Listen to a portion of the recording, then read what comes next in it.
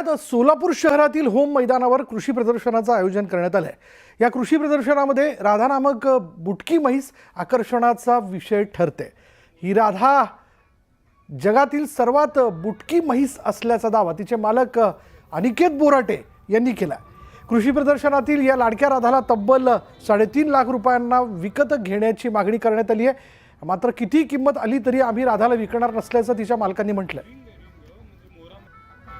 राधा जवळपास 3 वर्षांची आणि या राधाला पाहण्यासाठी सोलापूरकरांनी गर्दी केली आहे।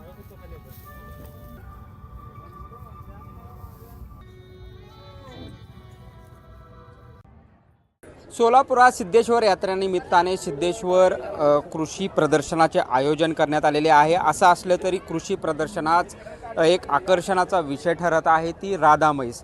जगातील सर्वात बुटकी म्हैस म्हणून याचा उल्लेख सध्या तरी याचे जे मालक आहेत त्रिंबक बोराटे यांनी केलेला आपल्याला या ठिकाणी दिसत आहे। या कृषी प्रदर्शनामध्ये ही जी म्हैस आहे ती लोकांच्या आकर्षणाचा आणि चर्चेचा विषय ठरताना आपल्याला दिसत आहे।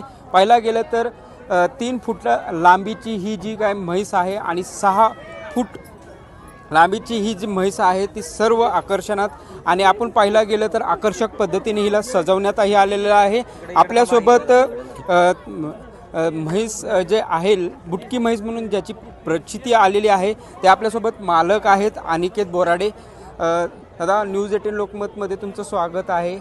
काय वैशिष्ट्य आहे या म्हैस? पहिल्यांदा नमस्कार सगळ्यांना। माझे नाव अनिकेत त्रिंबक बोराटे, राहणार मलवडी, तालुका मान, जिल्हा सातारा। तर ही राधा नावाची म्हैस ही आपल्याच गोट्याला आपल्या मोरा जातीच्या म्हशीला जन्मला आहे।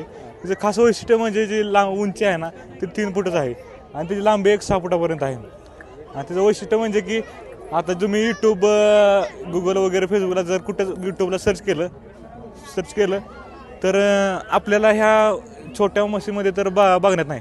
छोट्या गाय वगैरे आपल्याला पाहाव्यास भेटतात, पण ह्या लहान म्हशीमध्ये तर असं वाटतं की आपल्याकडंच आहे पहिल्यांदा हे। आणि असं आहे आमच्या वडिलांची इच्छा होती की आपल्याला असं 1 वर्षापूर्वी की पुनर गायच्या जातीच्या गाय जेव्हा प्रदर्शनासाठी येत होत्या तर अशी वडिलांची इच्छा होती की आपली पण म्हैस जाऊ शकते का, पण हे वडिलांचं स्वप्न आज पूर्ण होताना दिसते की त्यांची इच्छा होती की आपल्याला प्रदर्शनामध्ये चान्स भेटावा।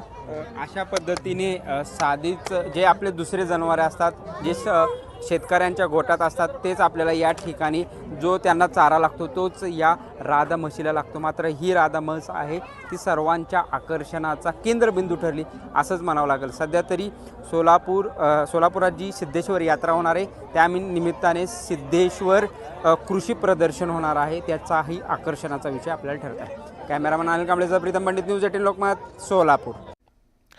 तर अशी ही अनिकेत बोराटे यांची सदा चर्चेत असणारी राधा म्हैस। यानंतर